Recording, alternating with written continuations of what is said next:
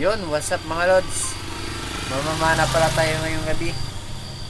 At time check natin, mag-8 na. Sa Barangay Agpanabat kami mamamana. Try namin kung makakuha kami ng pangulam. At ito, prepare na tayo. Yan yung mga gamit natin. Alright mga lods, abangan nyo na lang.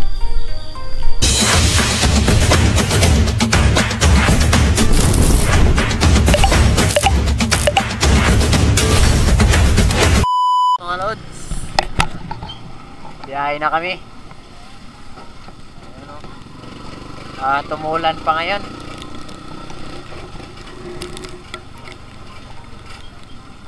Ayan.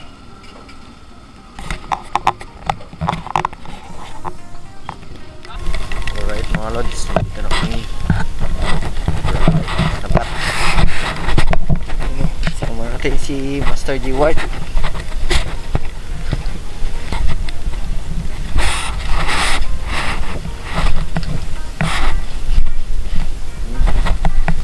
Dito at maraming namamana. Yun o, may namamana dun.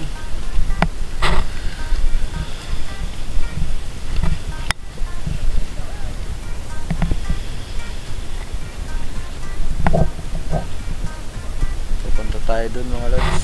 Bawal tayo dyan, bawal. Saan pa rin. Alright mga lods, nandito na kami. Magdadive na kami. Apat pala kami ngayon. Si Master Tantan, si Master G Ward at si Master Loaded. Ayun mga lods, tara na, magmana na tayo.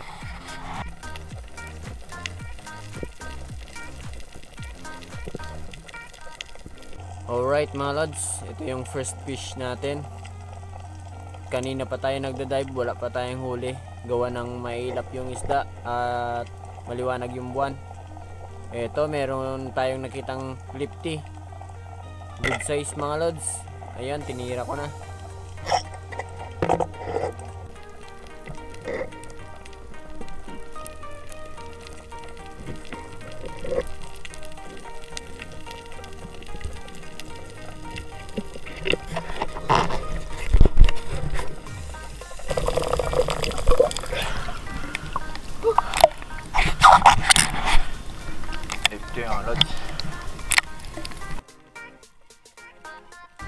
Ito mga lods, isang dalagang bukid. Kunin na natin yan. Madalang yung isda ngayon.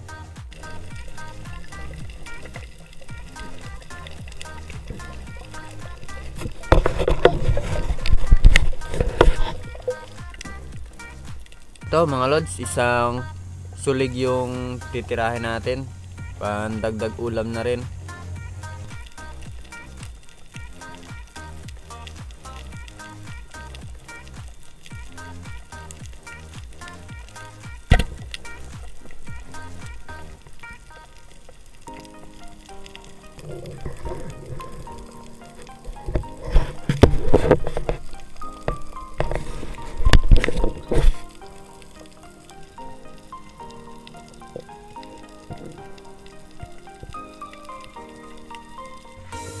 Ito, miyag bago.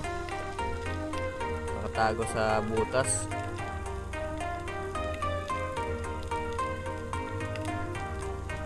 Ayun, sapol mga lods.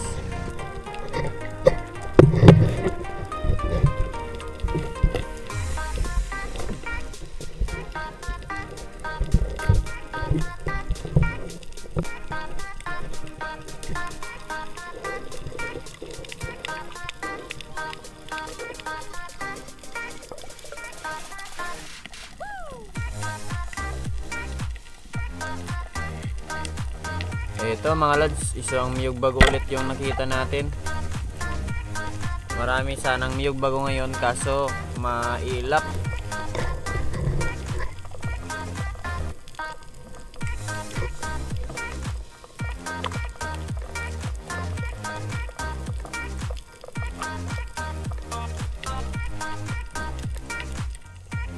Ito isang buyawis mga lods.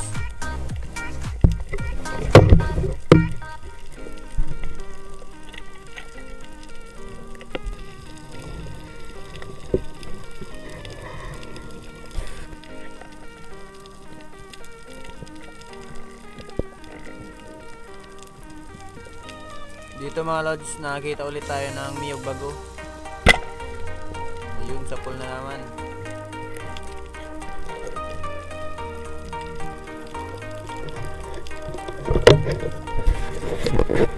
Ito mga lods, nakita ko si Master J Ward at ang dami na ng huli niya.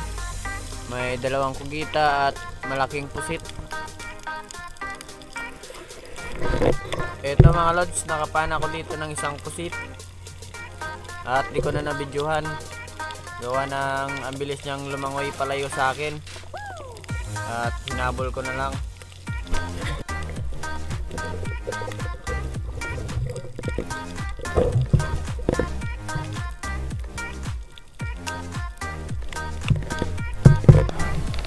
Alright mga lods, ito lang ang huli natin at maliwanag yung buwan. May ilap ng mga isda. Ayan. May pangulam na. So, dami sanang ganito, sulig. Kaso mailap. At buti nakatsamba tayo ng malaki-laking likti.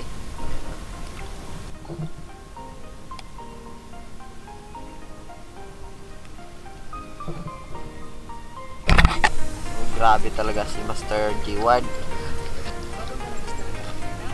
2 kilo ko dito. Tapos ang laking pusit ko.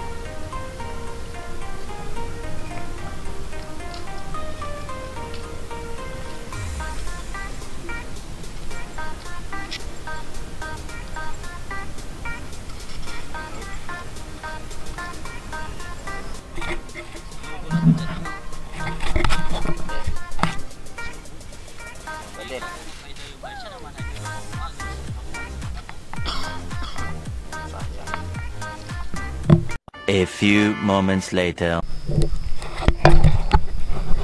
Yun mga lods, andito ngayon kami sa Bunbon, yung second dive namin. Yun, buti na lang at kalma. Second dive tayo. Check mga lods.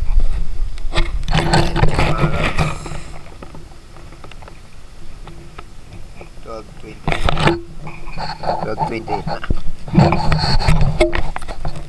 Umaga ito. Yun, tara na mga lods. Second dive na.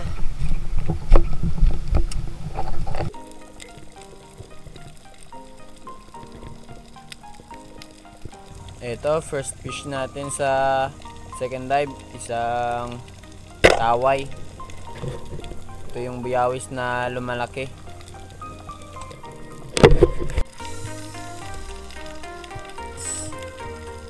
Isang kanuping yung nakita ko, maliit lang siya, pero kunin na natin pandagdag ulam.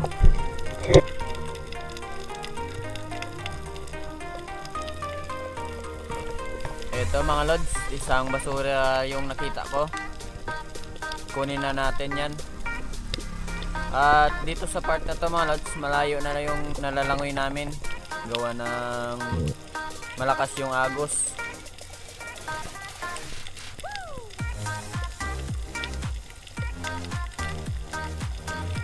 Ito, may basura na naman.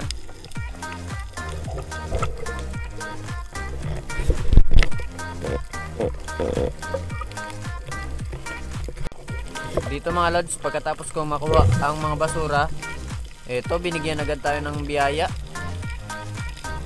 Nakakita ako ng isang kanuping. Nasa 1 kilo to mga lods. At ang lakas kumila nito mga lods, gawa ng hindi natin napuruhan.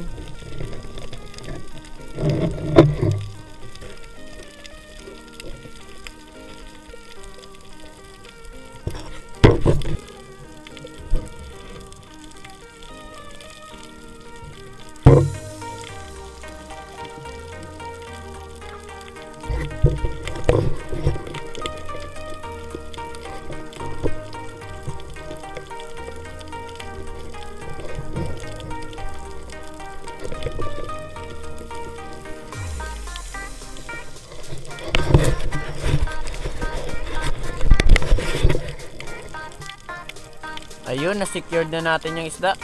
Thank you, Lord. At pagkatapos kong ma-secured yung kanuping, eto, meron na namang isang malaking dugso ang nagpakita sa akin. Grabe, ang swerte talaga natin ngayon. Akala ko dito mga lods, hindi natin napatagas yung sima. Andun pala sa may hasang tumagot. At dito binigyan ko muna ng line yung isda para hindi matanggal yung bala natin. Kanina lang mga lods, wala tayong makitang isdang malaki. At ito na ngayon, pagkatapos nating makuha yung basura, binigyan agad tayo ng biyaya ng dagat.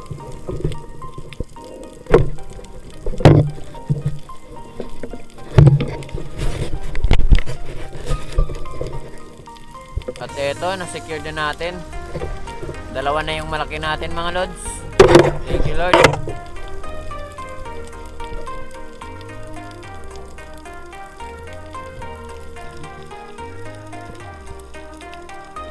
At dito sa dive na to mga lods, meron akong nakitang isang saging-saging.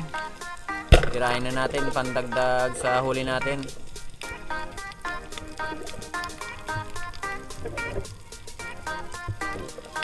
Ito mga lods, isang pusit yung nakita ko.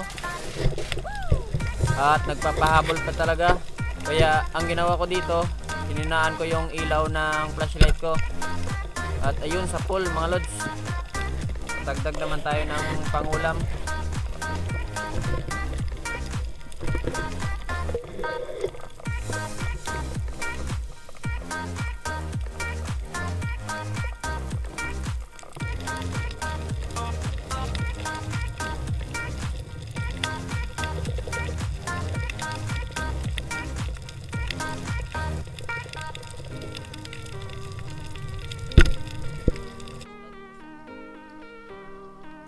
Dito mga lods, tumakas na kami. Gawa ng malakas na yung alon at lobat na yung mga flashlight namin.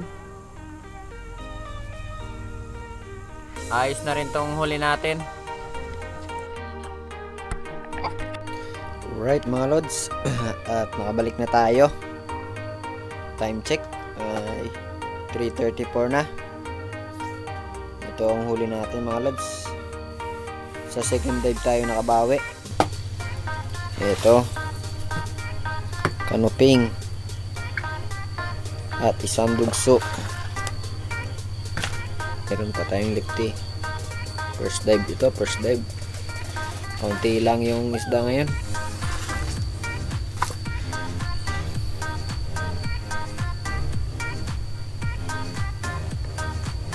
Thank you mga lods.